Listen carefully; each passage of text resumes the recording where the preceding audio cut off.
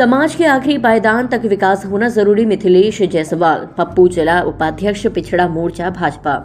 नववर्ष के पूर्व संध्या पर नववर्ष की शुभकामनाएं देते हुए मिथिलेश जायसवाल जी ने हमारे चैनल से बात करते हुए समाज में आखिरी व्यक्ति तक जन कल्याणकारी योजनाएं पहुंचाने की बात की। क्या कुछ कहा, देखिए ब्यूरो हरिकेश चौरसिया के साथ।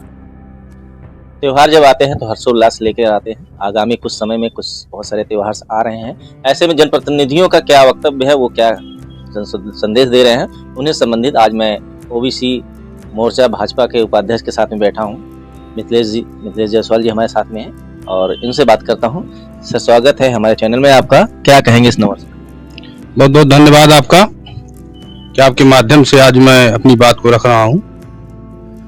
मैं सबसे पहले तो पूरे देश के विधानसभा 244 रामपुर खास के सभी सम्मानित देवतुल जनमानस, नाते रिश्तेदार, साथी, मित्र, माताओं और बहनों को नववर्ष की बहुत बहुत बधाई, शुभकामनाएं देता हूं और ईश्वर से प्रार्थना करता हूं कि 2026 आपके जीवन में हर्षोल्लास, सुख शांति, स्वास्थ्य और बहुत सारी ढेर सारी खुशियों का आगमन हो आपके जीवन में, यह प्रार्थना करता हूं।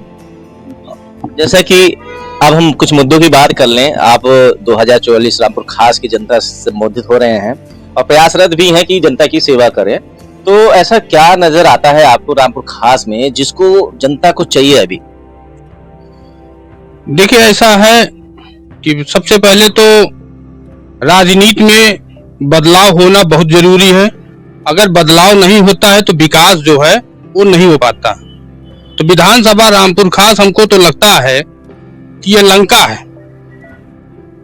यहाँ का जो राजा है वो उस नीति पे काम कर रहा है। यहाँ अनीति, अत्याचार और मुगलों के शासन के तरीके यहाँ पे शासन किया जा रहा है। यहाँ अगर आप उसकी अधीनता नहीं स्वीकार करते हैं तो आपके ऊपर मुकदमे लगाए जाते हैं, आपको प्रताड़ित किया जाता है। जैसे मुगल करते थे कि वो अपनी बात को मनाने के लिए धर्म परिवर्तन कराने का काम तक करते थे। यहाँ रामपुर खास में ना तो विकास हो रहा है, ना तो भाईचारा की कहीं से कोई चीजें दिखाई पड़ रही हैं। बहुत तरह की समस्याएं हैं और इन सबको देखते हुए मैंने भी एक मन बनाया है कि विधानसभा 244 रामपुर खास में अब की बार अपनी उपस्थिति दर्ज करूं। विकास की अगर बात करें तो कई सालों से विधायक जी रहे हैं विपक्ष के और उनका कहना है कि यहाँ विकास बहुत तेजी में हुआ है। रोड हो, नाली हो, खड़ंजा हो, यहाँ तक कि स्कूल हो, कॉलेज हो, सब चीजों का तो यहाँ पर है, उपलब्धता है। तो ये चीजें जनता को क्यों नहीं दिखती है? आप लोग इस पर जो टिप्पणी कर रहे हैं तो ऐसे क्यों बोल रहे हैं? देखिए, ऐसा है, क्या है ना, यहाँ पे जो विकास की बात करते हैं वो पार्टी विशेष लोग विकास की बात करते हैं। यहाँ विकास के नाम पर सिर्फ लूट हुई है। लूट के अलावा यहाँ पे कुछ हुआ नहीं है। कहाँ किसको विकास दिख रहा है? हमारे नगर पंचायत में मई जून के महीने में, मैं अपने नगर पंचायत की बात करूं तो मई जून के महीने में आदमी को पानी की सबसे ज्यादा जरूरत होती है। लाखों रुपए की लागत से पानी एटीएम बनाए गए। एक भी बूंद पानी किसी एटीएम में क्या किसी जनता जनार्दन को मिला है? तो मुझे जवाब दे दें। ये तो पानी की समस्या है। इसके अलावा कुछ मुख्य समस्याओं बिंदुओं पर अगर आप बात रखना चाहें तो रख सकते हैं। रह गई बात रोड की, तो एनएच हाईवे को छोड़ करके आप ग्रामीण क्षेत्रों में जाइए तो आपको नाली और सड़क की दुर्दशा देख करके आपको लग जाएगा कि क्या विकास हुआ है। सिर्फ और सिर्फ लूट हुई है, वो चाहे कॉलोनी में हो।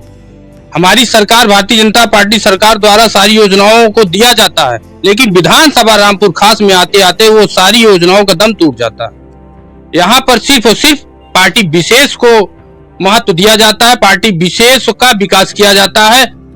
आम जनमानस या समस्त जन समुदाय को इस चीज का लाभ नहीं मिल पाता है। यह बहुत बड़ी तकलीफ की बात। जी बिल्कुल। अब उस पे अलावा हम चलिए, ये तो आपने विकास के मुद्दों की बात की। नववर्ष ठंड में आता है और नववर्ष में ठंड की बहुत सारी ऐसी समस्याएं देखने को मिलती है। अलाव की समस्या होती है, रैन बसेरा जैसी भी चीजें होती हैं। तो क्या इन सब चीजों पर काम हो रहा है या इसके भी कोई?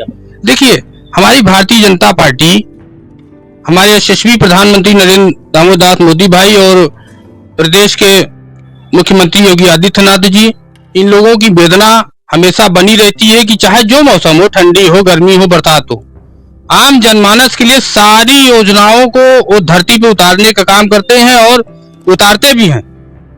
लेकिन हमारे विधानसभा रामपुर खास में, हमारे लालगंज के नगर पंचायत में कहीं कोई ऐसी व्यवस्था नहीं दिखाई पड़ती है। एक भी अलाव कहीं नगर पंचायत के द्वारा हो या विधानसभा में कहीं हमारे विधायिका आराधना मिश्रा के द्वारा कहीं अलाव की व्यवस्था कराई गई हो तो हमको बताएं। चलिए, जो चीजें आपने देखी, हमसे चर्चा की, हम उस जनता की आवाज बनते हैं। दूसरा चीज ये बताइए कि अभी जो एक संगठन आरएसएस की बात करें या भारतीय जनता पार्टी की बात करें, हिंदू संगठन मंच ले रहे हैं, विराट हिंदू सम्मेलन कर रहे हैं, तो भारत जो हिंदू बाहुल देश है, यहाँ पर ऐसे संगठन का कार्यक्रम करने की क्या? देखिए, ऐसा है, अब हमको किसी चीज से खतरा नहीं है। भारत ने कभी किसी की गुलामी स्वीकार नहीं की, न भारत कभी गुलाम था। गुलाम उसको कहते हैं जो गुलामी को स्वीकार करे। भारत ने कभी गुलामी स्वीकार नहीं की। हमेशा हमारे बहुत सारे ऐसे क्रांतिकारी नेता, क्रांतिकारी राजा रहे हैं जिन्होंने विरोध किया और उसके खिलाफ लड़े। अगर खिलाफ लड़ रहे हैं, किसी गुलामी के खिलाफ आवाज उठा रहे हैं तो उसको गुलामी नहीं कहते हैं। रह गई बात हिंदू सम्मेलन की, तो हिंदू सम्मेलन इसलिए कराया जा रहा है कि राष्ट्रीय स्वयंसेवक संघ को यह पता हो चुका है कि इस देश को ना तो किसी आतंकवादी से खतरा है, इस देश को ना तो किसी जाति से खतरा है। इस देश को अगर खतरा है तो वास्तव में जातिवाद से, क्योंकि जातिवाद एक ऐसी व्यवस्था है कि देश को धीरे धीरे खोखला कर रही है। ऐसे नेताओं से खतरा है, ऐसी पार्टी से खतरा है जो जात की राजनीति करते हैं, जातिवाद की राजनीति करते हैं, परिवारवाद की राजनीति करते हैं। इसी को समाप्त करने के लिए राष्ट्रीय स्वयंसेवक संघ ने इस योजना को लाया है कि हम अपने हिंदू भाइयों तक इस बात को पहुंचाएं और उनके दिमाग में चीज डालें कि अब जातिवाद देश को गुलामी की ओर अग्रसर कर रहा है। जाग जाओ।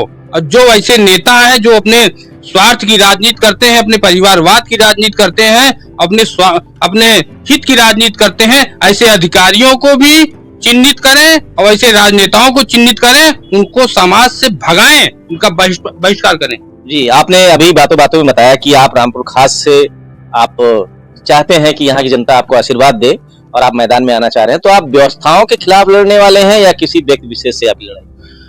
मेरा किसी व्यक्ति विशेष से कोई मतलब नहीं है। मैं अगर आऊंगा तो मैं एक व्यापारी हूँ।